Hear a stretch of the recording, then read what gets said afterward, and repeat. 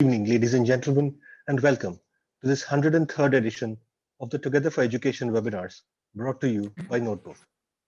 Over a year ago, in April 2020, the lockdown had just started. Schools were finding it difficult to adopt these new online education methods. We at Notebook felt that it was our duty to put together something that would put our esteemed educators at ease. Together for Education was born out of that requirement. Essentially, creating a community of educators who can connect twice a week over the Zoom platform, which was quickly becoming the education platform of choice, and then discuss a myriad range of topics pertaining to our school education system. Today, more than a year later, 102 episodes later, I can just thank you and share my gratitude for being such a support to this event. Today, we look at one more interesting facet of our school education system, our young cadets. Most of our schools, in some form or the other, have some amount of military training that we impart. The National Cadet Corps, one of the elite forces that was put into place very early on for independent India, has stood out as I'll the call you forerunner back. I'm in a among these. seminar, webinar. To talk more I'm about in it, a webinar. let I'll me call you. invite our first speaker today. Our first speaker is Mr. Philip Barrett. Mr. Barrett retired as the Deputy Headmaster from the illustrious Doon School in Dehradun after 44 years of serving in education across various institutions. Mr. Barrett served the Doon School as Housemaster, Head of Department, Dean of Activities, Dean of Student Welfare, Deputy Headmaster, Second Master, and Acting Headmaster with great distinction. He also carried out a visioning exercise for the Doon School in the year 2011 through an in-depth study of a number of British public schools and various schools in the US. He qualified as a leadership trainer at Wellington College, UK in the year 2000. He is also an athlete, an adventurer, and a naturalist, and we at Notebook are privileged to have him as our senior advisor. Sir, over to you. Thank you very much, Shubayu. Good evening to all of you at Notebook, to our esteemed panelists, especially my friend Vinay out there, and also our esteemed guests who tuned in today. This is an interesting topic, but let me first, at the onset, state that you should know where I'm coming from. I'm the son of an army officer, and while I respected the service and benefited a great deal from my father's postings and all the perks that the job brought, I decided to be a teacher. Not because I couldn't take the hard army life, but because I don't think I was much for taking orders from people.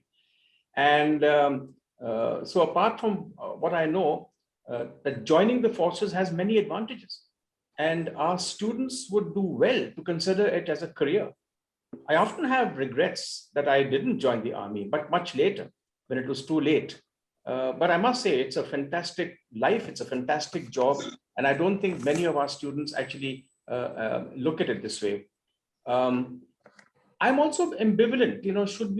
Should we bring the armed forces and military training into our schools, or are there special schools like the Sainik schools and the Air Force schools and the Army schools that are meant for that, where students are made to drill, march, learn to fire small arms, etc. So, let's take a look at from the very earliest times. You always had, from the Spartans and the Macedonians, you've always had some sort of military training that the youth have undergone.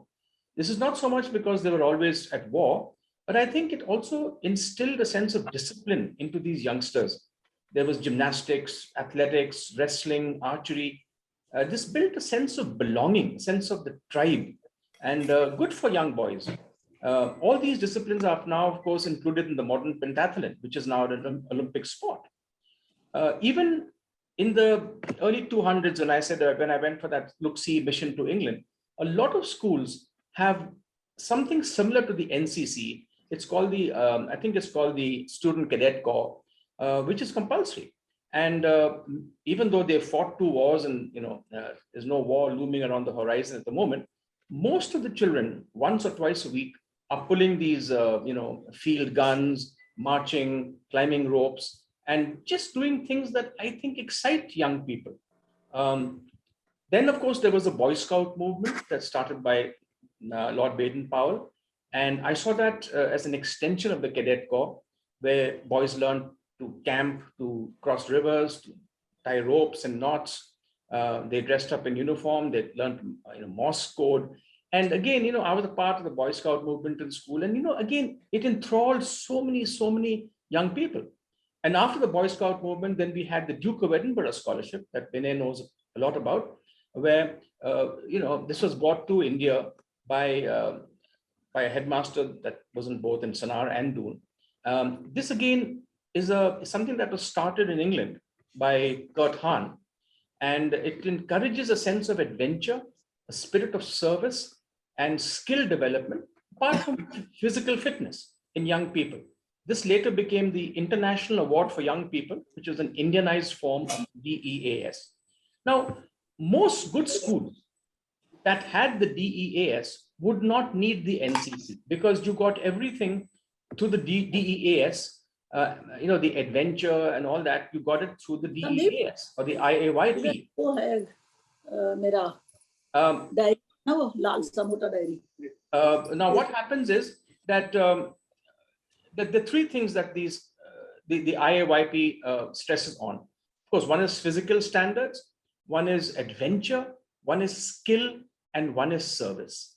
But if you look at many schools in the country where children are not exposed to this is where the NCC is so important. So if a school that is not like at the Doon School or Sanar, when we become part of the NCC, you don't only march and say eyes right to the chief guest at the podium. There are many other things that an NCC that teaches you: para jumping, for example, hang gliding, sailing, small arm firing, signaling, Morse code, motor maintenance, also first aid. And this NCC gives the youth a chance to savor military life, get involved with adventure, and see whether they are cut out for a life in the armed forces. Now, many of our schools, and mine included, we always had an ex-serviceman as our PT instructor. The physical training instructors are always these wonderful men who had served in the Army, Air Force, and Navy. And we learned so much from these gentlemen, not only sport, but they were an integral part of our growing up. And we might even forget who our headmasters were and our teachers were, but we will never forget who our physical training instructors were.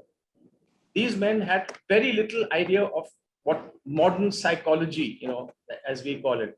They would beat us up and kick us around, but they earned our respect. Now, we learned a lot from these people. Even though I wasn't a part of the NCC, I owe a great deal of who I became because of my PT masters. And they were all army men, boxers, gymnasts. And I was in Pune, so we were just down the road from the Armed Forces Medical College and also from the Army School of Physical Training. So we got all these chaps from there. Now, but one look at the armed forces today, and we tend to undervalue, we undervalue our troops, airmen and sailors, because we don't really know what they do. Apart from, of course, fighting at the border, there's a lot of other things they do. They rush into any disaster that the country faces, whether it's landslides or whether it's a tsunami. And this is the sense of service that the NCC and the military instill in youth. The sense of service, it's a sense of putting yourself behind others. You put others first. And I don't think there can be any greater sacrifice than more than giving up your life for somebody else, for your country. And I think this is what the youth of our country needs. I was looking at the number of countries that have compulsory army service, and it's about 28 countries the world over, some big, some small. But in this list, there are some countries that are known for their discipline, for their high-tech engineering, for their high standard of living. And I'm going to just call them out. There's Austria, Denmark, Finland, known for its education, Israel, South Korea, Norway, Singapore, Switzerland, Taiwan, Turkey, and the UAE. Now, these are countries where everybody has to serve in the military for some time or the other. And I think if looking at this list of countries, India would do well to have compulsory military service. If our doctors have to serve in the rural areas for a year or two before they get their MBBS or whatever, I don't see why all graduates in this country shouldn't serve the military before they get their degree. Of course, when I was a teacher at Doon and elsewhere, I always questioned this whole idea of marching and the army discipline. Of course, we had the military PT masters and the physical training people, so it was an offshoot of who they were. But I often found that we wasted a lot of time marching madly for a couple of weeks, and once the athletics or the mass PT competition was over, we stopped marching. I found it a futile exercise and a waste of time. But that was me talking from the point of view of a schoolmaster, not an army officer's son. Now, yes, at Doon, we had the IMA, which is just 5 kilometers down the road. We had the Air Force Selection Board, which is 12 kilometers. And yet, so many of our boys didn't even think of the armed forces as a career. My own son didn't join the armed forces. Why? Because the lure of money in the business world is very attractive. They might find the training and the discipline too tough. They also, of course, believe that in their first postings, they'll be up at Shaichin, and parents don't want their kids to join high-risk professions. They think they'll die in the first month after commissioning. But they fail to see the honor, the respect, the prestige, the hidden incomes, the lifestyle, the post-retirement benefits that come with the job. And I'm not talking about pension and medical facilities. I'm talking about this whole idea of being an officer and a gentleman. Now, look at the state of our youth today. And I'm talking about boys in particular. They are lost, depressed, directionless, on some substance or the other. I'm sorry if I'm being a bit negative, fiddling around with their computers and gadgets, unfit, jobless, hanging around the malls. I would say join the armed forces, just join the NCC, and you'll get your dreams fulfilled. You'll get everything a boy wants in life. Also, many of our schools have such few male teachers compared to what I had, that we lack the mentors and the coaches that boys need in their growing up years. In this rites of passage, they don't have good mentoring. Their role models, just see what they put up on their walls. It's, some rock star or somebody else. And therefore, I think it's the task of schools to expose students to a career in the armed forces, to encourage them to join something that gives them a sense of adventure. And while most of us look for salaries before taking a job, it's not only salaries that make jobs exciting. A career in the armed forces gives one the exposure to the world. Anyone's going to employ you after that. On the other hand, it's not for everyone. It's a calling for some. Finally, I think some kind of military training, is important, because not only does it instill a sense of discipline, a sense of belonging, camaraderie, you start believing in something greater than yourself, greater than our petty, selfish needs. And I think I will stop here. Thank you so much for listening to me. Over to you, Shubhai. Thank you so much, sir. Especially this additional perspective that you brought in, being an army officer's son, I think was very, very interesting. Let's see what our next speaker has to say. Our next speaker today is Achin Bhattacharya. Achin is the founder and CEO at Notebook. A chartered accountant by training, Achin was a director at Deloitte prior to starting Notebook. He has worked in India and abroad in various senior capacities in GE, PwC, KPMG, and Deloitte. He is a fellow of the ICAI and a member of CP Australia. He is also the recipient of the prestigious Indian Achievers Award. Achin is an avid reader and a passionate traveler with keen interest in economics, history, literature, and philosophy. He is a regular speaker at various forums and chambers of commerce, and also contributes articles to numerous publications regularly. He is also on the board of some of the most renowned corporates and contributes significantly to their brand strategies. Achin, over to you. Good evening, everyone. Shubhai, am I audible? Yeah, Achin, I can hear you clearly. But if I may request the other panelists, if you could please mute your microphones there are some audio disturbances at times. Thank you so much. Achin, carry on. I once again welcome all of you to today's session on a topic which all of us here are passionate and respectful about. Yes, we are discussing about our defense forces, men and women who have dedicated their lives to the security and well-being of this great nation. Today, as I was going through this topic, I remembered the novel Siddhartha by Hermann Hesse, where it tells the story of a young monk's quest for enlightenment. The passage in which the protagonist is asked by a merchant how he can offer anything to the world if he has discarded all of his possessions. Siddhartha tells the merchant that everyone gives what he has. And the merchant replies, very well. And what can you give? What have you learned that you can give? Now, three things. Siddhartha says, I can think, I can wait, I can fast. That this deceptively simple response is the foundation for all high performers. When he says, I can think, having good rules for decision making and having good questions, you can ask yourself and others. I can wait, being able to plan long term and not misallocate your resources. I can fast, being able to withstand difficulties and disaster, training yourself to be uncommonly resilient and having a high pain tolerance. So when I was going to this topic, young cadets, I remembered this. And I guess the similarities are self-explanatory. A corps of cadets or cadet corps was originally a kind of military school for boys. Now, initially, such schools admitted only sons of nobility or gentry. But in time, many of the schools were open to members of other social classes.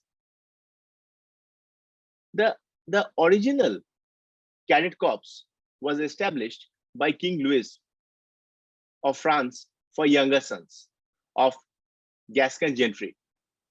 The idea of school for boys would later become gentlemen volunteers in the army to offset their lack of patrimony, soon paired with similar schools being established in other European cities, European countries.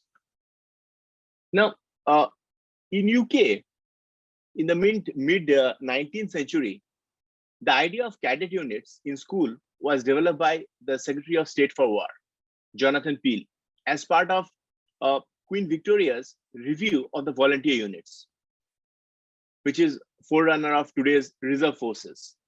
30 years later, social reformer Octavia Hill formed London's first cadet battalion.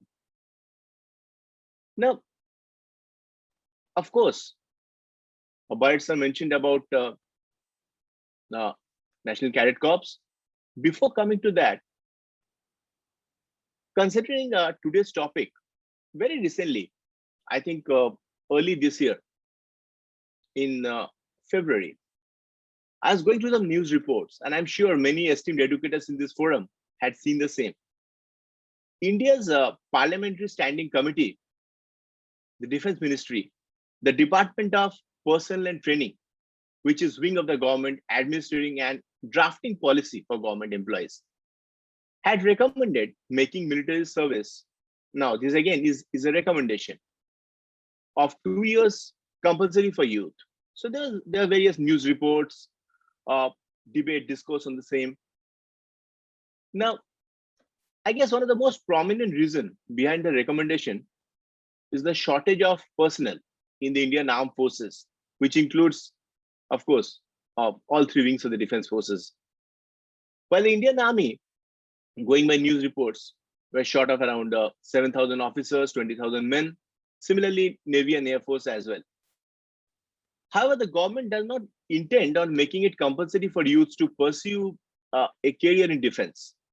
Now, 5 years of military service will be made compulsory only for those young individuals who wish to join the central and state government gazetted services directly. Now, this compulsory military service, conscription, this can be traced back, if you go back to history, traced back to French Revolution in 1790s. The concept brought in large number of soldiers that created a very powerful military. Neighboring nations in Europe adopted the concept and built it into their systems as well. Looking back in history, the first example of conscription, which we see, was in China, state of Qin.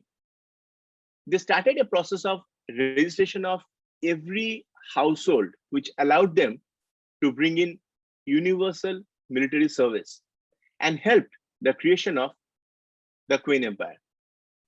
According to research, however, today, if we take a global perspective and see what's happening around the world, around 85 countries have no laws for conscription, but in more than 60 countries, conscription is legal and practiced.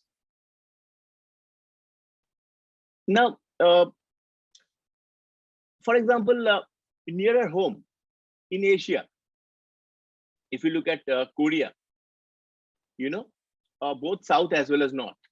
In South Korea, for instance, all able-bodied male are required to complete 21 months of national service in Army, 23 months with Navy, and 24 months with the Air Force. On the other hand, North Korea supposedly has the world's longest military service, 11 years for men and 7 years for women. Israel, for instance, military service is compulsory for both men for around 3 years and women for 2 years. In US, males aged between 18 and 25 years are required to mandatorily register with the Selective Services System. Now, a process by which the nation maintains information on all those citizens who could be enlisted into the military if and when a necessity arises. Now, there are arguments on the both sides. It can be argued that if you look at cost-benefit ratio, conscription during peacetime may be quite expensive. Months or years of service among the most fit and capable may actually affect the productivity of the economy, because these people who would have otherwise worked elsewhere. And along with that, if you add the cost of training and paying them, although in most countries, in many countries, if not all, this compulsory military service, this calls for payment of a small stipend, but the expenses are taken care of by the government, be it lodging, fooding, etc. But on the other side,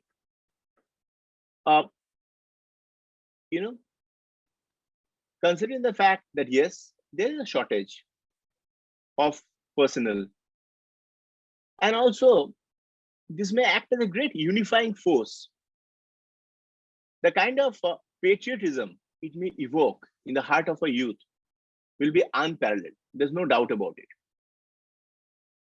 Now, reiterating the fact that goal of military training, because when we discuss about military training, the first thing that comes to our mind is that it is linked to combat, but that I guess is only one part of it. If you look at the overall skill development, be it in terms of personnel development, in terms of being able to ensure that the youth are able to think in terms of one nation, one objective, I think that is going to be a great gain from this.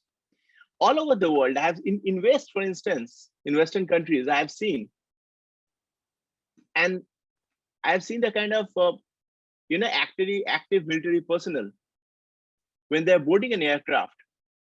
I have seen them being given first right to board and disembark, and I've seen everyone else in the airport standing up and clapping for them. Of course, defense forces, when we look at their contribution to the nation, it is second to none. The kind of respect they command is unparalleled. So I guess considering these perspectives, undoubtedly, as Birds also mentioned, this may bring in great benefits.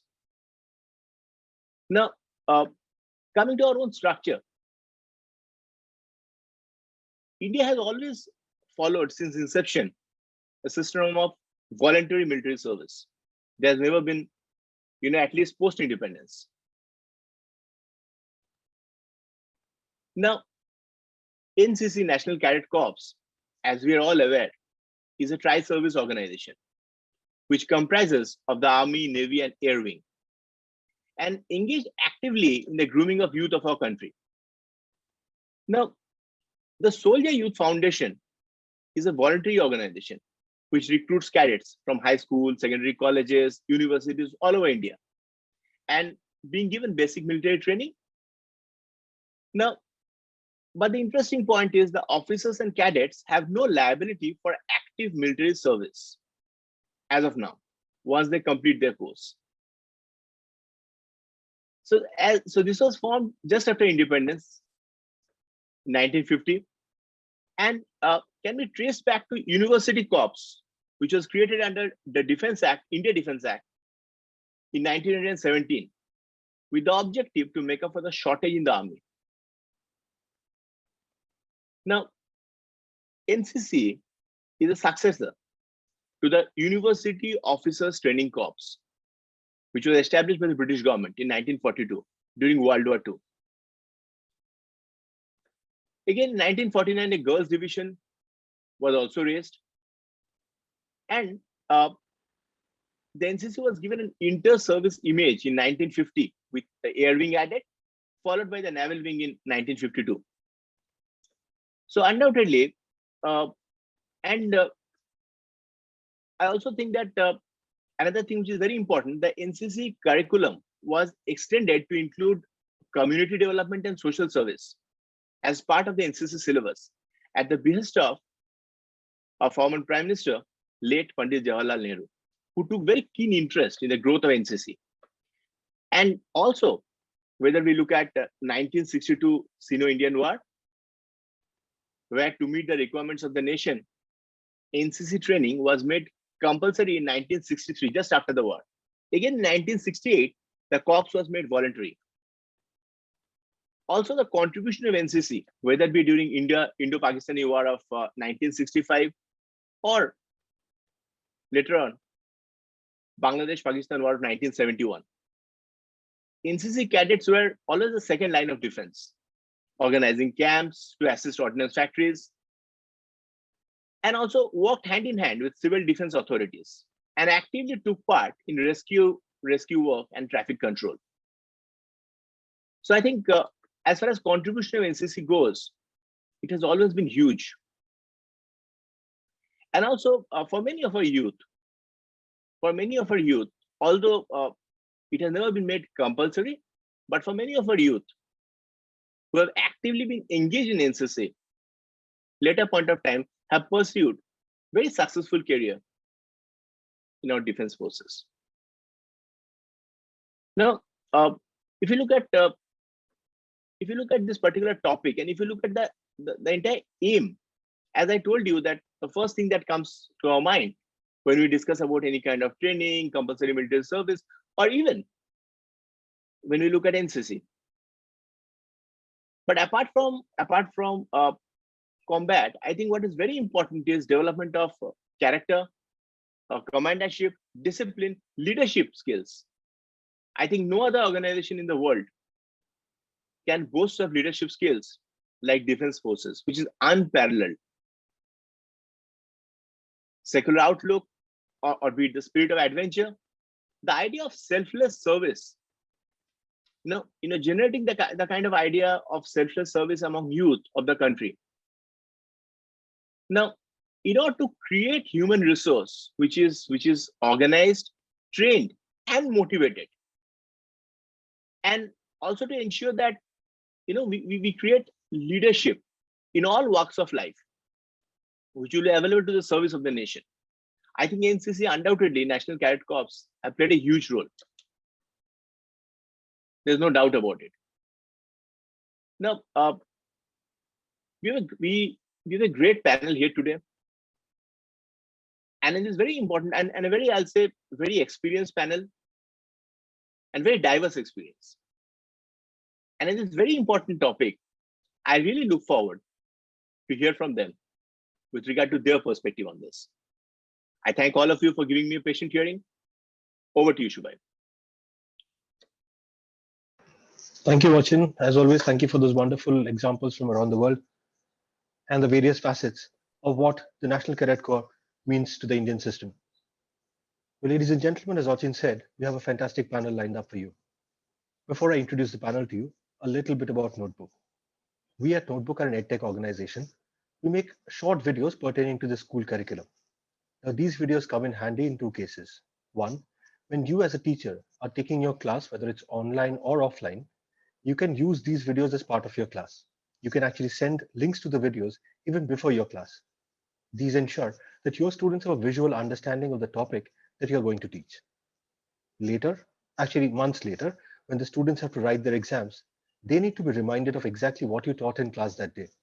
And these videos come in handy.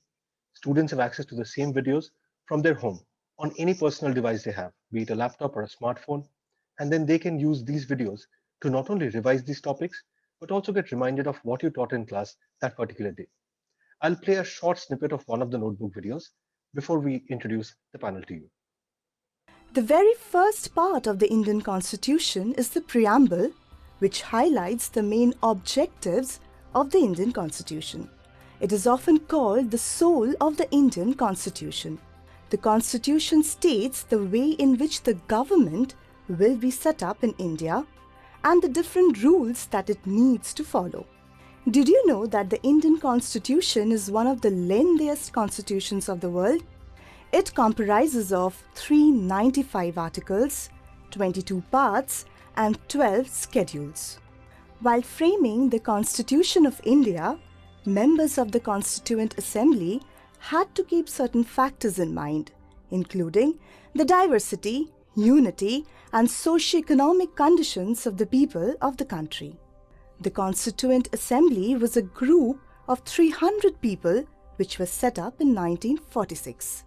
This group took 3 years to write the Constitution of India. Can you name the chairman of the drafting committee of the Constitution? Yes, you guessed it right. It was Baba Saheb Ambedkar, who was popularly known as the father of the Indian Constitution.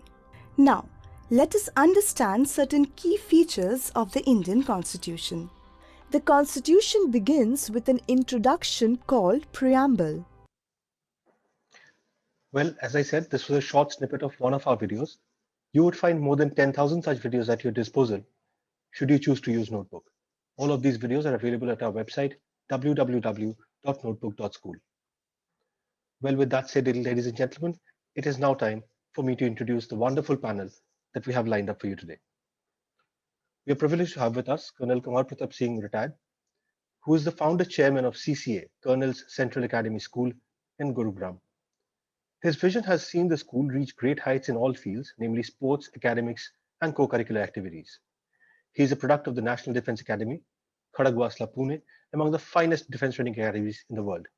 His last appointment before taking premature retirement in 1998 from the services was Director of Munitions at the Army headquarters. He has been a sportsman and has played most field and racket games.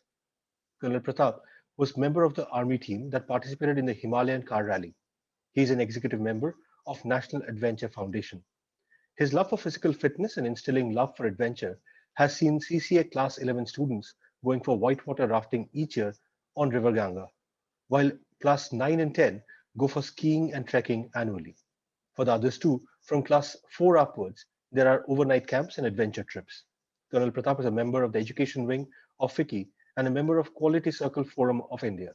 He is the president of Gurgaon CBSE Schools and senior vice president of HPSC, which is Haryana Progressive Schools Conference. HPSC is a state-level body of CBSE and ICSE schools. He is invited frequently to speak on subjects like career counseling, motivation, addressed to parents by educational forums and institutions.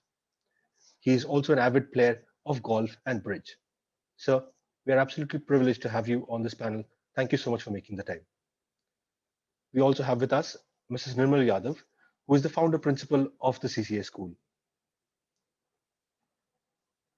The school has been one of the leading schools in Gurgaon and a pioneer in many fields like student police cadets, National Quality Circle member of Delhi chapter, having the latest in teaching aids, including 3D printers, 3D teaching capsules, vote pads to conduct quizzes, to name a few. She has a science background and holds a master's degree from Allahabad University. Earlier, she taught in convents and Kendriya Vidyalayas across India, as she is married to Sir Colonel Kumar Pratap Singh. She has been the secretary and president of Gurgaon Sahodaya, and their team of principals successfully hosted the 16th National CBSE Sahodaya Conference. During her tenure, the International ACER Conference was also organized by Gurgaon Sahodaya at the behest of CBSE and HR Ministry. Ma'am is a life member of Indian Red Cross and Child Welfare Council. She conducts training workshops for teachers as well as adolescent education programs for senior students in Gurgaon and adjoining districts. She was awarded Leadership in Education Award by Governor of Haryana. She was also awarded by the Chief Minister Sheila Dikshit for exemplary service in the field of education. Her hobbies are reading, gardening, painting, and poetry writing. She writes articles of educational interest. We have earlier had father-son duos. We've had father-daughter duos. We've had a duo of a mother and a daughter. I think this is the first time that we have a married couple who are both working for the cause of education here. Sir, it's a privilege to have you both. Ma'am, thank you so much for making the time. The couple is blessed with two sons, one of whom is an army officer and the other is in the IT sector. We also have with us Mr. Vinay Pandey. Sir, thank you so much for gracing this platform and making the time for us. Mr. Pandey holds a postgraduate from Lucknow University in organic chemistry. He finished his pre-commissioning course in NCC from Kamptee Nagpur and was awarded the DG's Baton of Honor for being the best officer cadet NCC officer at the Lawrence School Sanar in 1994-97. He finished his basic mountaineering course from NIM Uttarkashi in 96. He taught at the Lawrence School Sanar from 1989 to 1997 and was housemaster of the Vindhya House. He then served as the Doon School Dehradun for 16 years and was housemaster and later senior deputy headmaster. He was also the founding headmaster of the Sarla Birla Academy in Bangalore. He served as the headmaster of Lawrence School, his alma mater, Sanar, from 1st May 2016 to 31st December 2019. He has been a keen athlete, playing soccer, cricket, and hockey. He also has keen interest in dramatics and trekking. He has been to the Millfield School, Somerset, UK, on staff exchange in 2001. He has also been to CERN at Geneva and NASA at Orlando. He has attended Round Square and International Baccalaureate conferences in Florida, Olon, Montreal, Melbourne, Canberra, Singapore, Beijing, Kuala Lumpur, Athens, and Macau. He is presently conducting professional development workshops for teachers. His workshops have been conducted by various schools. He was the key speaker at leadership talks on decoding the National Education Policy 2020, organized by the by the India International Education Council in March 2021. Sir, once again, thank you so much for making the time and being here today. I'll stop my share. I'll switch on my camera so that we can see each other. Once again, thank you so much and welcome to this wonderful, wonderful panel. I have a set of questions, but in case Colonel Singh, Ma'am, Mr. Pandey, if you want to give an initial overview of your experience with the NCC, we would love to hear that. Colonel Singh, if I can go first with you. Right. Well, no doubt, NCC is a wonderful organization and has contributed a lot towards the nation building. However, Mr. Phillips had mentioned about the marching and parade part. The youth normally do not like it. I also never liked doing parades and marching, etc., like Mr. Philip only. However, most good schools have much more to offer, particularly the boarding schools, by way of many other things. That's one part. Secondly, as far as the NCC is concerned, well, it is for slightly grown-up children. I mean, the way maybe 11th and 12th upwards, or at the college level, where it is great because it is very, very rugged. And yes, the children do get an excellent opportunity for adventure and various other aspects. In school, however, I thought of it once, but it's costly because for government school and all other schools, it's normally free, but here the NCC wants to charge, and rightly so, because the funds are not easily available for them to carry out this regular training. Other factor that comes in is the availability of time these days with the children, because NCC does take away a lot of their time, and the children these days are so busy in their competitions that they are not very keen to join over. I'll take on the subsequent questions later. Thank you so much, sir. Ask. Okay. Thank you. Thank you so much, sir, for your views. Mr. Pandey, if we can come to you next, sir. Yeah, sure. I never had any exposure to NCC or a similar training program in my school life. But right from my childhood, I think I wanted to be in the OG, the olive green. Unfortunately, because of my very weak eyesight, I knew I was unfit for the armed forces, but I just wanted to have a uniform. And that perhaps is the reason why after I joined Sanar, and Sanar still has active NCC, I was asked if I would be happy to be the NCC officer, and I grabbed the opportunity and went to Kamptee for this pre-commissioning course. NCC, Colonel Saab has very rightly pointed out, today's child, the schedule has become so hectic, so tightly packed, that to find time for marching practice, arms practice, or for camps is just next to impossible. Sanar, we often got these reminders from a unit in Solan that your children are not coming for camps. But in spite of our best intentions, we couldn't send them at times because of their other commitments in school. NCC plays a very important role. I mean, I have my personal experience that I benefited a lot from that short 3 months course at Kamptee. But the fact remains that children are more or less now not really keen to go into the armed forces. And I could here just give you a small instance of my own experience in Sanar when I was heading the school. We were lucky to have Lieutenant General KJ Singh, who was at that time the GOC&C command at Chandi Mandir, and he visited the school. And he had about half an hour long presentation for the school students. And at the end of the presentation, he asked the students of Sanar, how many of you would like to join the armed forces? And just 3 or 4 hands went up in a group of about 400. And he said, that's very disappointing. And soon after that, he was at my residence for a cup of tea, and he said, Headmaster, this is really disappointing. Today's youth, they don't want to go to the armed forces. Now, I had done a bit of Googling on General Saab before he came to Sanar.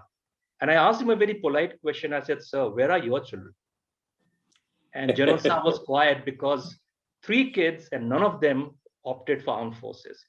And Colonel Saab here will definitely know this, that IMA, the trend now is that the officers' children are not coming to the armed forces. It's the children of the other ranks, the non-commissioned, junior commissioned officers who are coming. So NCC plays its own role, no doubt about that. But I think by and large, the upper middle group, by and large, has started kind of moving away from this, which is sad. I'd like to add here, it's not just the finances that the children are not coming.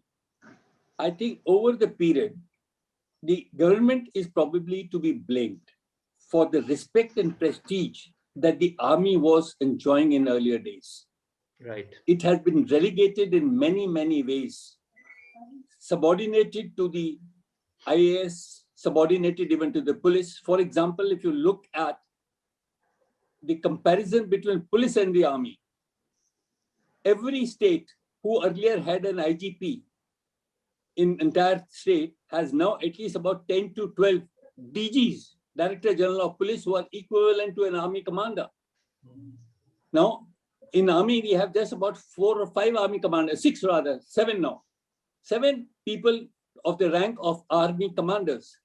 whereas every state has police people who have gone up to, those are the ranks that they have got.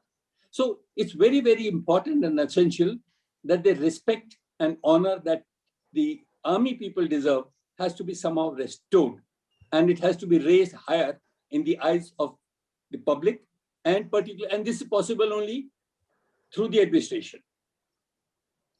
So Right, I'll sir. chip in later. I have many points to talk about. We'll take Sure, it sir. on. Thank you. Ma'am, if I may come to you next.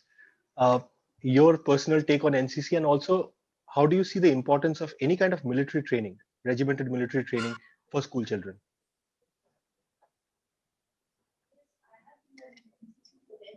Ma'am, we can't hear you very clearly. You're on mute. You have to unmute yourself, please. I'm so sorry. Good evening, all of you. Good evening, sir. Yes. I was also in the National Cadet Corps for about 2 years. Well, that was in college, because in our time, schools did not have NCC. And it was, the schools used to be only up to 10th class. Mostly those days, Senior Cambridge and all convents were 10th level only. But my take is that now we do not have any conventional wars. What we need is a task force that is disciplined, committed, dedicated, nationalistic, and patriotic. I think it's a tall order, but 75% of the child's personality is formed by the age of 13 years. So if we can catch them young and groom these people into some sort of a disciplined training, I would say, I don't know what kind of a corps you like to call it, a student corps or a school corps or whatever, military basic training, whatever you call it. Because I think it is the need of the hour, not so much for external, you can say, interventions, rather our own internal, because we will have a dedicated disciplined force, whether it is natural disasters or it is internal, like at times you have strikes. Now, this is a whole lot of people across the country. Pan-India, you can have, if you start from schools, they will be there to do it. And secondly, it is also instilling those moral values, because you learn to work as a team, you learn decision-making, you are quick at it, you are resilient, your perception is different from the others. So in this manner, I feel that along with our school curriculum, we should have some sort of this kind of a value-based physical fitness, mentally competent, emotionally stable.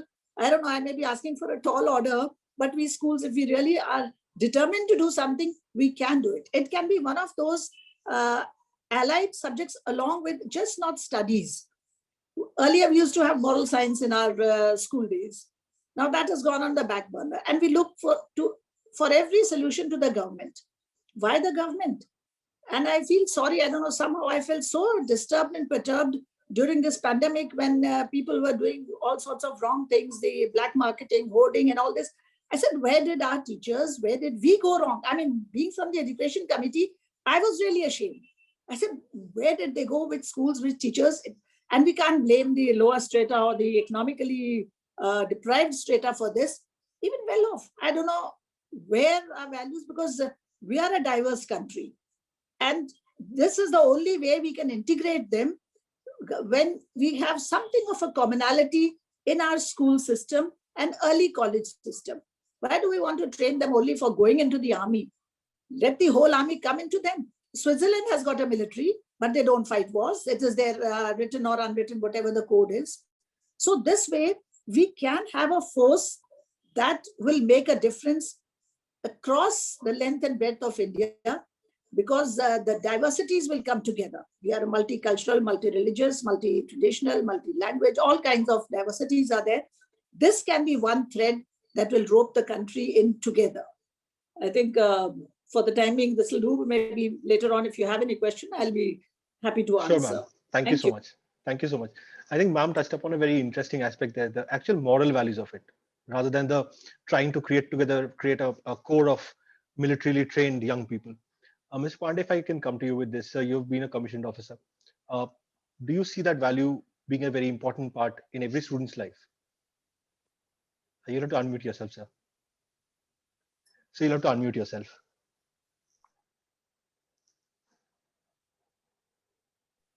Yeah, can you hear me now? Yes, sir. Fine. So, I fully agree with Ma'am Nirmal what she was talking about. The fact that uh, NCC has a role to play, but are we really fighting wars? No, we are not. My point here is that we are in a very paradoxical kind of a situation. Uh, we are saying let's have military education in schools, which eventually is to train students or young or the youth for the war. But isn't this a time where everyone needs to talk about peace? So, in my view, I agree to what Ma'am Nirmal had to say about certain other things which need to be brought in. And if I could briefly talk about, if I have a few minutes with me, I can talk about a few things which come from my own personal experience in boarding schools. Can I go Completely, ahead sir. with that? Absolutely, sir. We would love to hear. So in my view, there is no need of a different subject or a curriculum. My entire teaching career has been in boarding schools, more than 3 decades in 3 different schools. And when you talk of the military training, what is a training in military instilling or inculcating in the youth or the youngsters? Discipline, punctuality, physical fitness, mental alertness, sense of duty, leadership qualities, camaraderie, sense of responsibility, sense of patriotism, and equality. Now, if we can somehow bring in these factors into the training program during school time, rather than a course, which again, the how do you test it? You'll say, okay, let's have an examination at the end of it. It will defeat the whole purpose. Uh, Let me quickly take you through a system of a boarding school. Now, my point here is not that what I'm going to talk about, every school should have that program. You practically can't possibly have it. But if every school can pick up some aspect or the other, as many as they can, I think it's a kind of a military training that we will be imparting in schools. For example, in a boarding school setup, there is a definite daily routine, which instills a lot of discipline in your life. There's a structured life, the time for everything. It's not that I sleep at 4 in the morning and I get up at 12 in the afternoon and have brunch and finish it off. No, there is a system, a routine that you follow. Morning PT, what is it instilling in the young students in a boarding school? Physical fitness, punctuality, mental alertness, better motor coordination skills, things like agility, balance, reaction time, discipline. And all these are coming from 20-25 minutes or half an hour of morning PT. Sports are a very, very important component of any boarding school.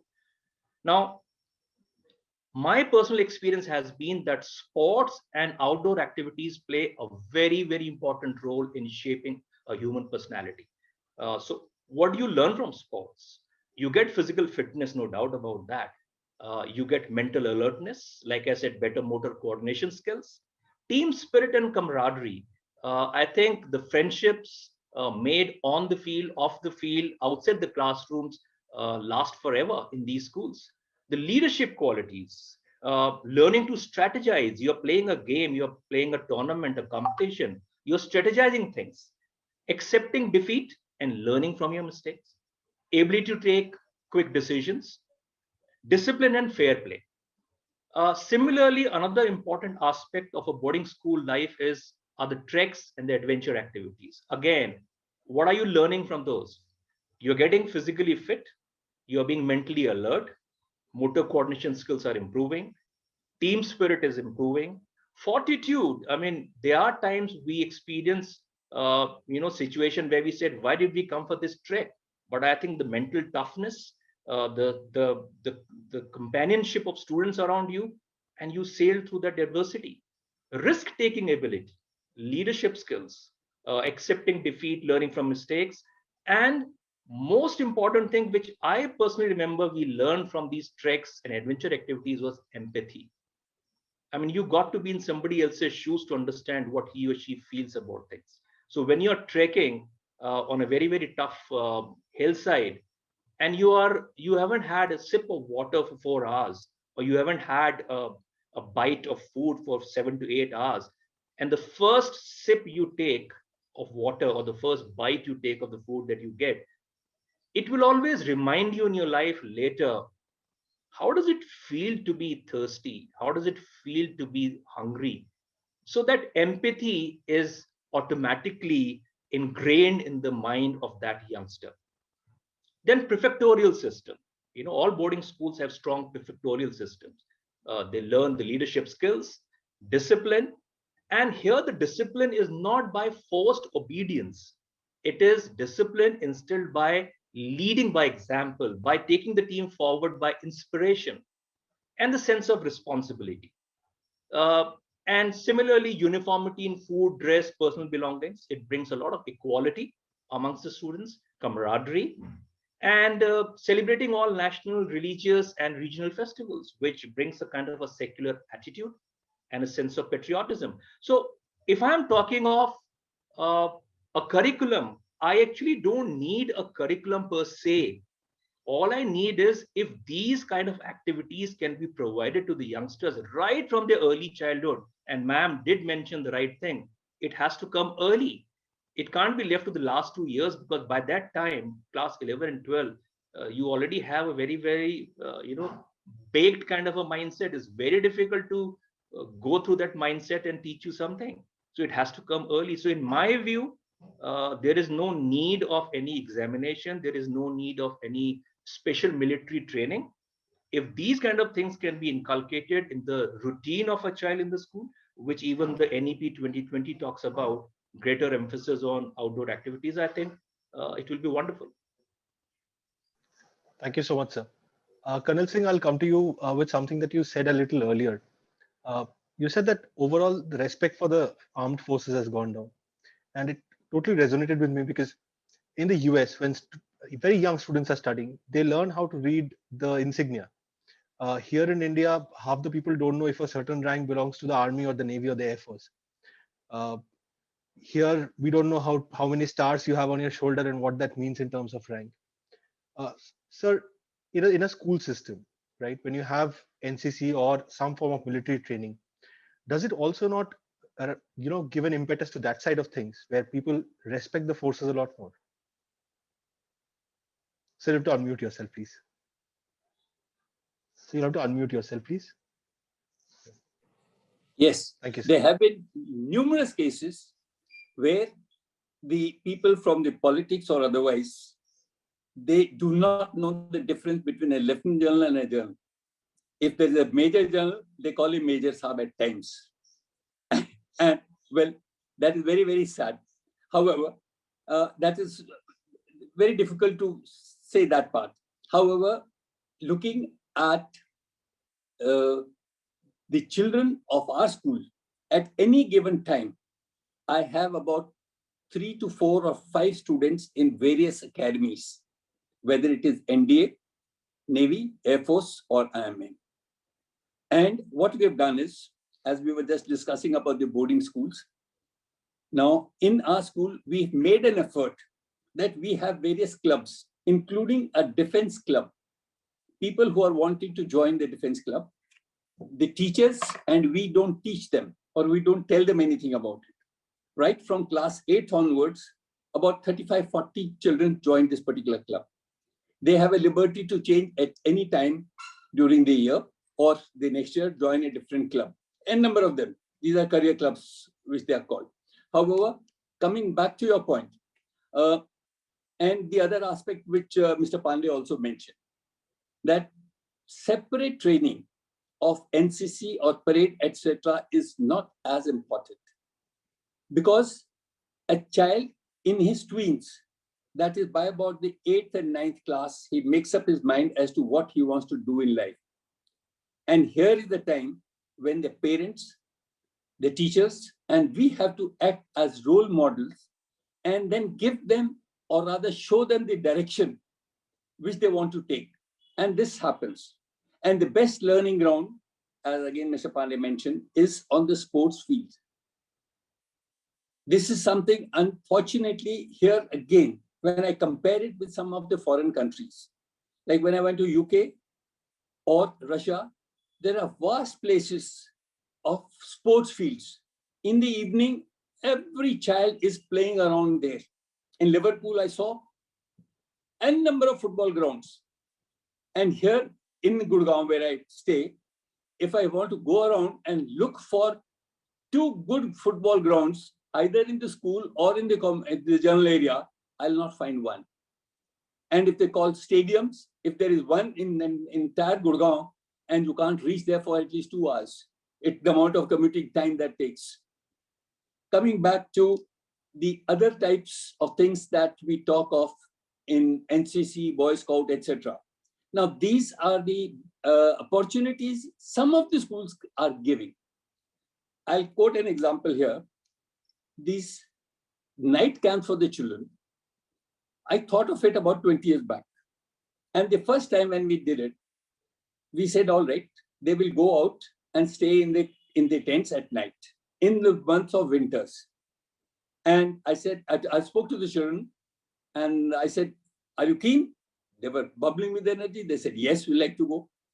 But I said, you need permission from the parents. And if the parents refuse, call me up. So that is what happened. First, the teachers took it on. And one particular mother, she said, I have only one daughter. And she falls sick sometimes. And I don't want to send her.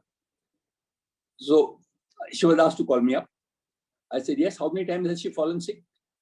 She said about 2-3 times. I said, if it happens one more, what difference will it make? She said, take her along. So for last 20 years, class 4th and 5th, I looked for the opportunity that it is the coldest part of the year. That is the dead of the winters. That is the time we like. And the children really feel and get a complete change. They are away from the parents, children now of class 4th and 5th. And they really, enjoy it. And this is the first time that they get away from their parents. And similarly, at various stages in different classes, the activity calendar is so made that the children are getting an opportunity, whether it is for this parasailing. Parasailing, I've just stopped because some of the service providers were not quite okay. But river rafting, skiing, trekking, etc., all that is a part of the schedule. Now, what happens these days is most of the schools are scared also, because smallest little hurt or something going a little wrong, hell breaks loose on the school. I, being a Fauji, I am ready to accept. I tell the parents and the children, and invariably, of course, I look at the safety factors first. So when we are talking about having this NCC, not for just joining the army, but yes, to improve the thought process, the minds of the young children towards patriotism, the social values, and so on. Here, there's another point I was thinking about, was about, it just slipped my mind. I'll come back to you. Sure There's thing, something I was, say again? Sure thing, sir. We'll wait. Okay. We'll come back to it. Right. Ma'am, this is a very difficult question for this particular panel. We have somebody who's been a cadet and the wife of an army officer, somebody who's been a officer himself, and then somebody who's served in the actual armed forces. But when I was a young kid, we had just come across the movie Prahar. Every classmate of mine wanted to join the army the next morning. And I'm talking about us in class 4 or 5. Then this family friend came from the Netherlands. And for the first time, I heard that there was a system that a country would send everybody at a certain age group into the army for some amount of time. That there was a compulsory service everybody had to perform. As I grew up, I found out that Singapore has it in some shape or form. Israel has it in a far more rigorous shape. Ma'am, would you recommend conscription for India? Or do you think that regimentation is not needed? We can still teach the values. See, we should not forget that India is a country of numbers. Now, compulsory conscription doesn't help here, because you ask for 5 and you'll get 5,000 coming in. How are we going to accommodate? Even if you keep each one for 5 years or 2 years, it may not be possible.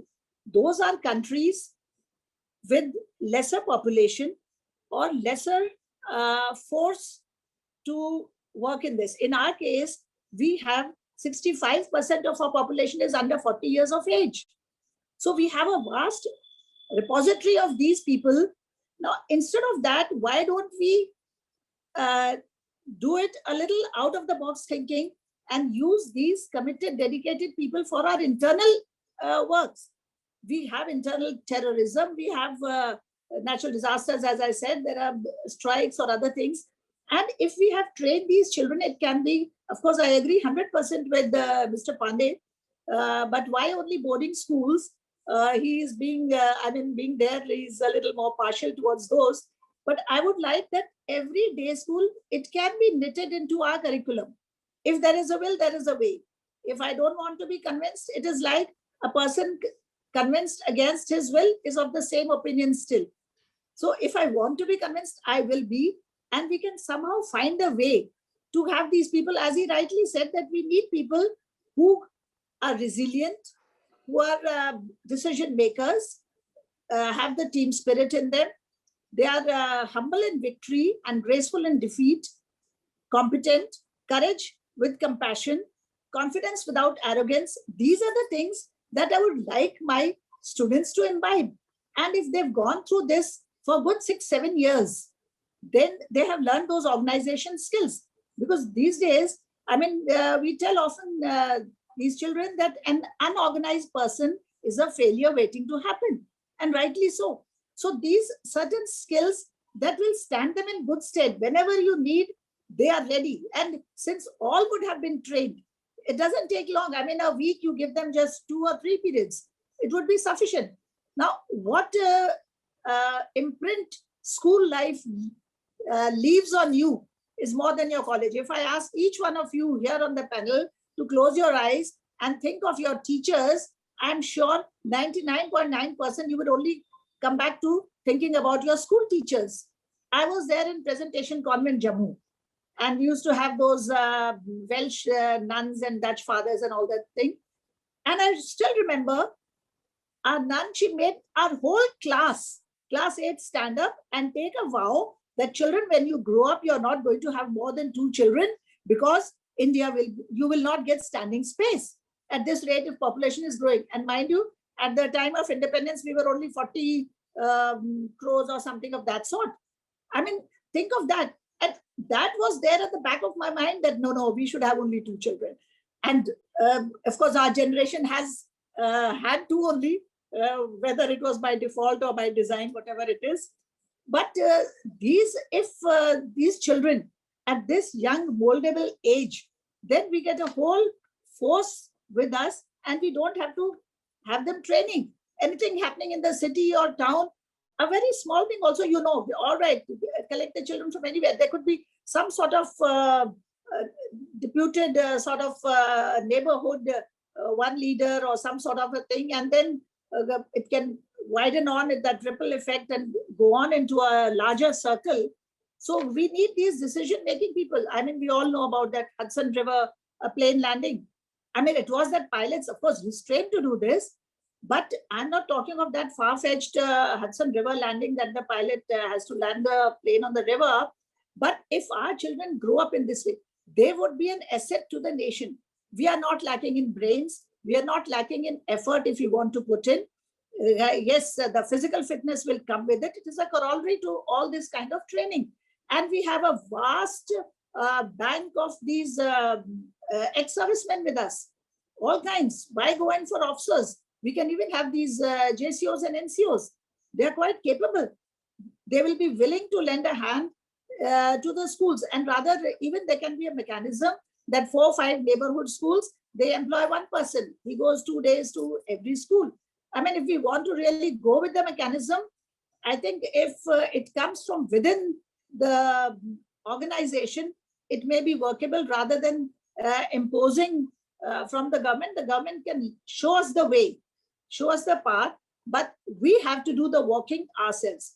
And it is on the education fraternity how sincerely, how honestly, and with commitment we are able to take it forward. Because all heads of schools, I'm sure Mr. Pandey will agree, we are a highly optimistic breed of people. We never give up on any child.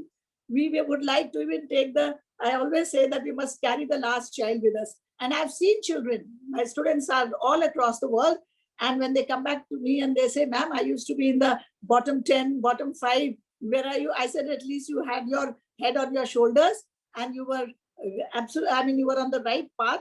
I don't give too much of credence to 90-95%. Yes, we feel happy when our class averages go very high. Our school has been among the top 100 for 3 years in a row on the CBSE based on the 12th class results. But I would like all of them to move forward.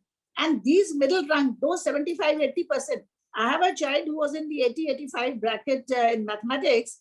Today in US, he's the fastest calculating man on earth, twice Guinness Book of World Record. He says, ma'am, I have to break my record, I have to challenge my record. I said, why do you have to challenge? Let somebody else do it. He says, I want to come back to my school in India, in my own auditorium. I want to do that here. That, I mean, I'm being very honest. That was the first time I saw a Guinness Book of World Record being made. I mean, I never had the opportunity. It is the children who have given us these opportunities. So this is what I want, that we as teachers always hope that, yes, we can create that breed of children who are, yes, resilient. There, we can raise their skill threshold. We can enhance their, along with the learning, this sort of their perception. Because these kind of trainings, and they also add a new perception to the child. They're able to think more clearly. And it's like we teach them that be bold in what you stand for and be careful what you fall for. So if at the back of their mind, we instill that spirit in every child, I think we don't have to look east or west to any country. Our India would not be lacking in anything. It is just a little bit that we don't tick off people. We say, let whatever is happening, let it happen. But as teachers, I'm sure Mr. Pandey will agree with me that whenever we see, whether in school, home, outside, or city, anywhere, we are tempted to, not so harshly as we do to our students, but outside also we tend to tick them off and say, no, it's not right. What you're doing, please don't do it. We not only Mr. Pandey, I also agree with you. But as a husband, I would like to, wouldn't like you to have the last word. The point that I remembered was... Just a quick clarification, Nirmal ma'am. When I was talking about those activities, what I meant was that the boarding schools are tailor-made to carry out those. Day schools may have their own limitations. So that's what I meant, that they may pick and choose what they can. I think it's important for everyone. Boardings, I'm of the opinion that every child must go through a boarding school experience, a year or 2 years, no matter what. But unfortunately, our good schools are not having boarding schools now, boardings now. No, but I mean, it's not exactly directly related to our topic today, but let me tell you something of my own experience. Parents nowadays in India are not sending children to the boarding schools at younger age. And this is not just Sanar, it's happening in Doon, it's happening in all good boarding schools across the country. They are happy to send them around class 7. Now see the mindset, 7, 8, 9, 10, right? 4 years. So you get some exposure to a boarding school. The moment you are halfway through 10th, the parents who were so happy with everything, the child being independent and these qualities, oh my God, my child is so good now. Halfway through 9th or 10th, they say, what about the marks? My child used to get 95, he or she has come down to 90. And many of them withdraw their children after class 10 to take them back home, put them into these tuitions for competitive examinations. I mean, in my view, the last 2 years are the best 2 years in a boarding school, but many parents don't think so. Agree. It's a race for marks these days, unfortunately. Absolutely. I'll share here, I was in the service selection board at Allahabad. And whenever we used to have the children coming for the interview, SSB interviews, we would normally not find good leaders in the high percentages. Some of them just came over and were not interested. After that, in fact, I am of a firm belief that some of the children who are all-rounders, they may be getting around 75-80% marks and not 95 plus, are very, very good leaders. We can find in them. So what the SSB has done now is, instead of calling only about 100 students, they call about 200-300. They give them a one-day test. And during that, they do a short screening and retain only 100 and send the others back. So that system has happened. The other point that I had forgotten about was about the conscription that we were talking about. I do not know why this particular point has been considered here for India to have conscription.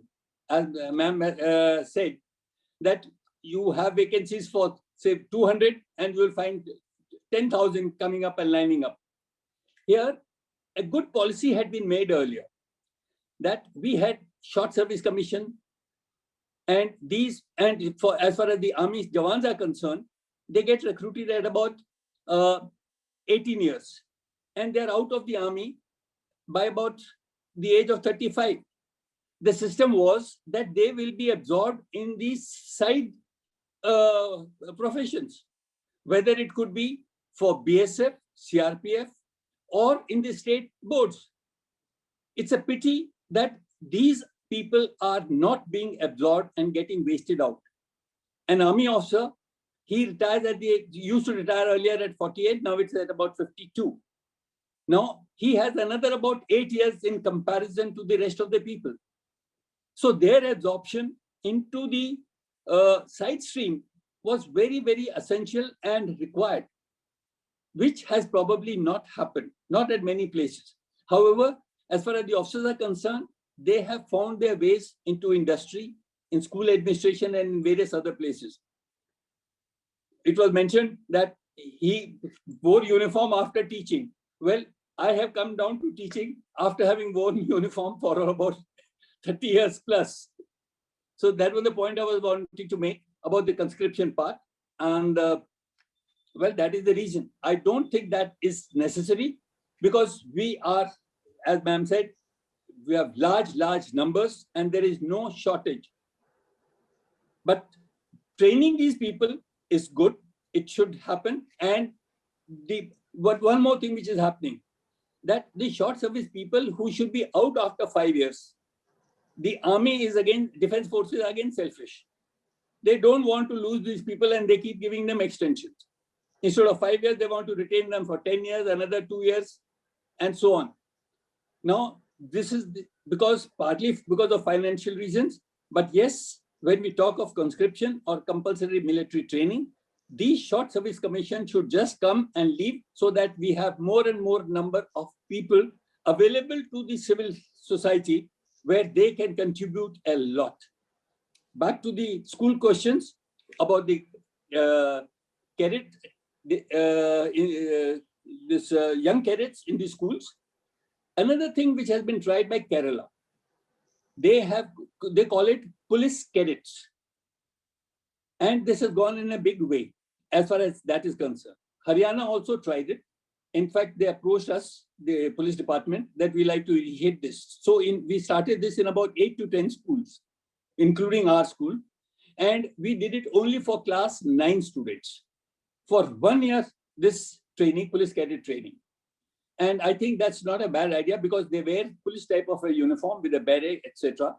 And well, that is something to get them excited about this. Yeah, please. Wonderful, sir. Thank you. Thank you so much for that. Incidentally, I'm a Allahabad SSB 18 reject. I hope you were not there when I was there. I was in Allahabad. No, one more thing. It is not a rejection. It's a question of seeing who is suited for what profession. Dr. Abdul Kalam was also not selected there because people who have higher mental capabilities, the army doesn't take them. No, my reason was same as Mr. Pandey's eyesight. But Colonel Saab, by that reasoning, I was actually selected by the Air Force Selection Board in Varanasi. So does it mean intellectually they're not taking good people? You were selected. No. The point is, I'll clarify this here. No, I'm just joking. I'm just joking. No, fine. I'll just clarify. Because what happens is, there are people who used to come there, get selected, get a stamp of SSB selection, and go and apply elsewhere and say, look, I'm qualified there. So they get that advantage. So one of the things probably most people also see there, is he that person who is really committed to joining the army or no? Of course. Right, sir. Thank you. Right. Mr. Pandey, I'll come back to you for the last one, last question that I have. Sure. We have just spoken about able-bodied people needing this kind of regimented training, how it gives them discipline, leadership, and other qualities. As a school system, we have evolved to become more sensitive, more passionate. And we are today considering CWSN, the children with special needs, in a very, very big way. When you talk about a program such as the NCC or any kind of military training for school children, is there a way to also kind of impart the same values to children who might not be as able-bodied as the ones that you would typically consider as a cadet? Absolutely. My point here is that if you're talking of compulsory military training in school to the level that they will be drafted into the Indian Armed Forces, well, unfortunately, many of these children with special needs will be outright rejects, right? Because they'll say physically or for whatever reasons, they are not suited to join the armed forces. But if you have a routine, which I was mentioning, where you are exposed to a physical routine, games, outdoor activities, and I have had experience of handling children who had varying degrees of disabilities, and then we need to be sensitive about it. Number one, if I tell a child, listen, you're good for nothing, you have this issue, you can't do this, just forget about it, that child loses the confidence forever. Now, at the same time, I have to be aware of the shortcomings. So, for example, if I'm taking a trek all the way to Gangotri Glacier and a child has serious issues, some sort of physical handicap, I can't be enthusiastic saying, no, dekha jayega, let's take him. No, I possibly will select a trek for him or her which is suited to meet his or her requirements. But the point is, I'll not exclude anybody from this training program. And like I said, this training program is not for a week or 10 days or 20 days. It's the entire school time. So if it is going to start early in the school, whether it's a day school, boarding school, wherever, and the child has been experiencing it for years. I have had my personal experience of my older son, where many people said he won't be able to do this. But luckily, I was in Doon School, and Doon School was very, very supportive of children with any kind of disability. And he went for all possible treks because it's mandatory to go to treks twice a year in Doon School. He played sports. He went for the marching. Of course, he was not one of the best marchers around, but who cares?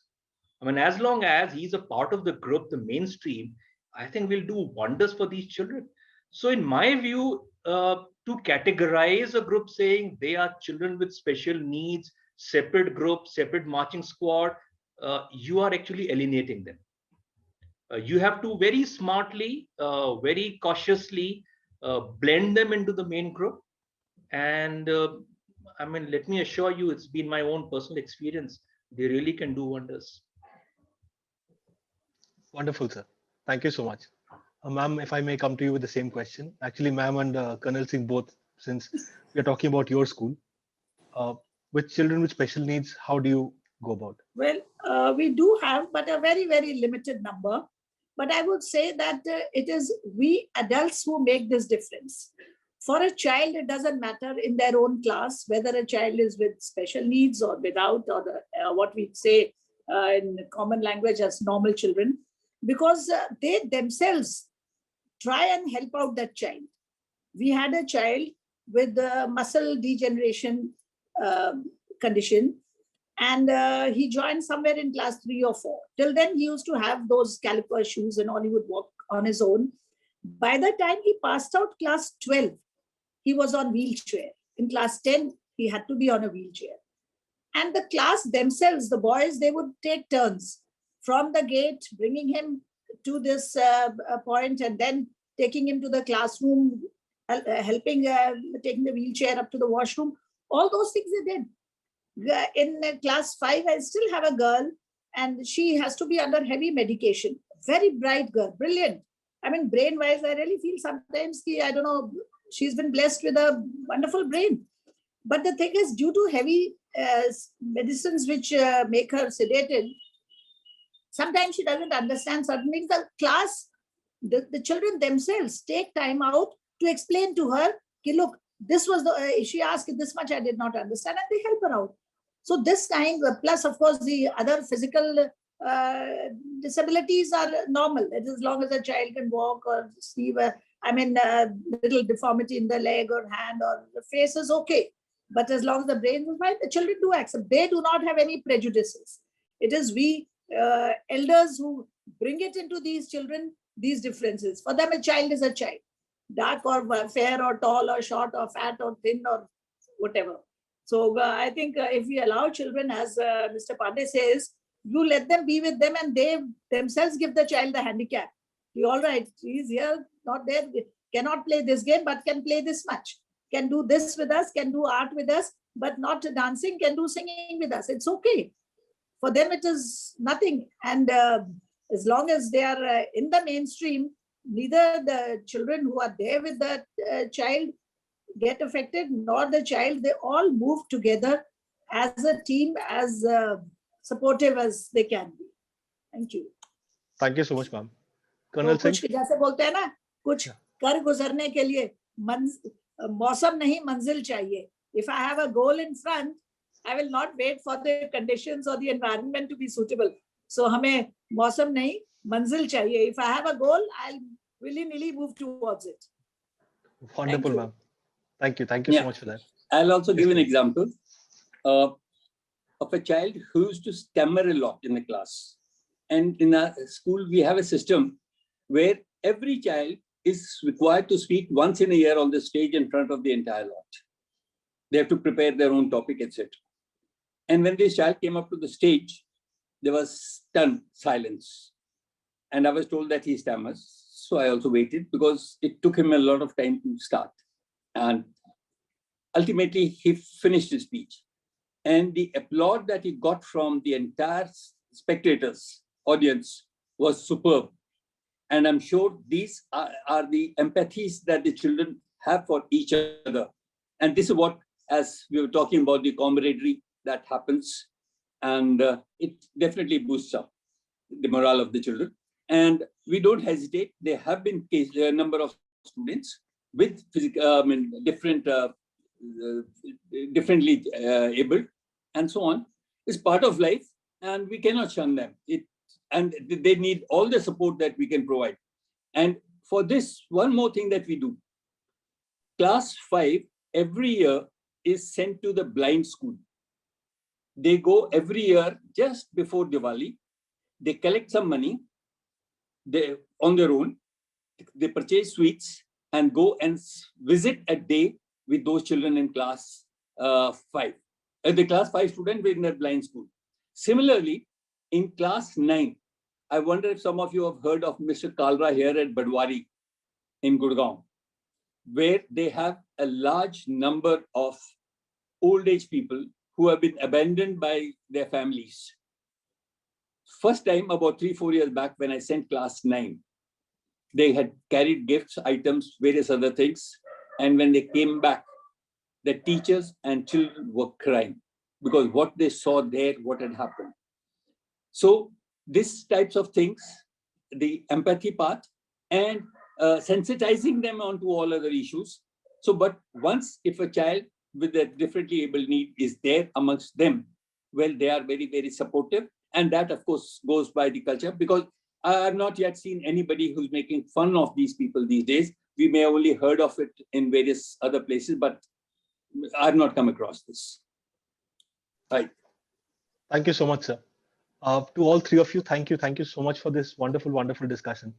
It's been a fantastic evening. I wish we could go on. Unfortunately, because of paucity of time, we'll have to end this here. I will now invite Achin for his formal vote of thanks. But before I do that, once again, thank you for making your time. And Colonel Singh, thank you so much for your service. Achin, Yeah. over to you.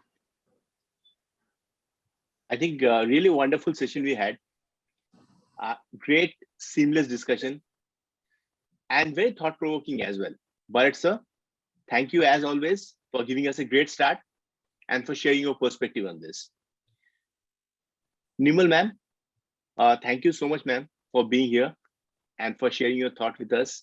Indeed, pleasure is all ours, ma'am. You made some great points, and especially what I really liked, and I'm sure that stays with the audience as well today, is the fact that you spoke of values, which I guess is very, very important. Today, indeed, what we have seen especially during last few months with this second wave of this catastrophic pandemic. As you rightly mentioned, hoarding, black marketing of essential, items like oxygen cylinders or other medicines, etc. Indeed, you think as a teacher, as a esteemed educator, the point that you made, that what kind of values, are we imparting to our children? People who are indulged in this, what kind of schools have they gone to? I think coming from a teacher, coming from an esteemed educator like you, with decades of experience, this really is very thought-provoking. I think it's a moment for all of us to reflect on this and to think of this as a nation. I think, great point, ma'am. Also, we all share your joy and pride when you mentioned about your student, Guinness Book of World Record, and the fact that he came back and he did it in his own school, in front of other children, is a great thing. I must appreciate that. And I think also you articulated very nicely the way you put it across, the kind of qualities that you really look forward to. Thank you so much, ma'am. Colin Singh, thank you, sir. Thank you so much for your time and the fact that you shared your valuable insights. And I think as far as today's topic is concerned, undoubtedly, sir, you are perfectly suited to the topic, considering the fact that you have seen the entire spectrum of it. Whether be in defense forces, as you rightly mentioned, for more than 30 years, as well as very successfully starting and running a school. And as ma'am mentioned, being in top 100 in terms of results in CBSE is indeed a moment to be proud of. Sir, you mentioned something when you started your deliberation with regard to respect for defense forces. A topic which I think as a nation, it's something that all of us need to really think about. Because today, I firmly believe the fact that we sleep peacefully at our home is only because someone is standing at the border. Someone is spending sleepless night at the border, and he is someone just like us with a family and staying months and years away, and that kind of supreme sacrifice. So when we discuss about any other economic activity, be it business, be it Sensex, be it people going on weekends to mall and enjoying their tub of popcorn and cold drinks, the fact is that we need to always keep this in mind, that the entire economy is running smoothly, the entire country is running smoothly only and only because there is someone standing at the border. And yes, we feel safe and protected. And I think undoubtedly the entire credit goes to defense forces, and a huge gratitude is due from each and every citizen of this country. And there cannot be any two ways about it. It's something which I'm really passionate about and comes from the deepest core of my heart. So also, sir, some other very interesting points you mentioned and some very thought-provoking points as well. Really liked your thought process with regard to various activities, night camps, etc., what you mentioned. And also, I think you also mentioned something very important, patriotism and social values. And thank you, sir, for deliberating on short service commission. I think something really important, and the fact that post commission, the fact that these officers should ideally be absorbed in other similar categories of service where they can actually render their services. The fact that they're retiring at 52 with more than 8 productive years vis-a-vis their peers who were elsewhere. I think, sir, thank you so much for your time. And indeed, you made some great points. We are indeed thankful to you. Vinay, sir. Sir, I think the way you started off, you made a very interesting point, and I was listening to you very carefully. The fact that you mentioned about all the essential elements of training, and the fact that it's not only about NCC or any kind of regimented training, but the fact that it can actually be imparted day in and day out if we do this in a disciplined way. And I think you articulated it very well, whether that be starting with morning PT and then sports, trek, adventure, prefectorial system, and also the fact that the role of boarding schools and how that entire thing plays out in terms of the sense of uniformity, be it in food, be it in dress. I think thank you so much, sir, for your valued inputs. And also with regard to when we're discussing about children with special needs, I think two very important points you made. And I'm sure all of us, each and every one of us today evening in this forum would completely agree with you. A, being sensitive about it. Very, very important, being sensitive about the needs.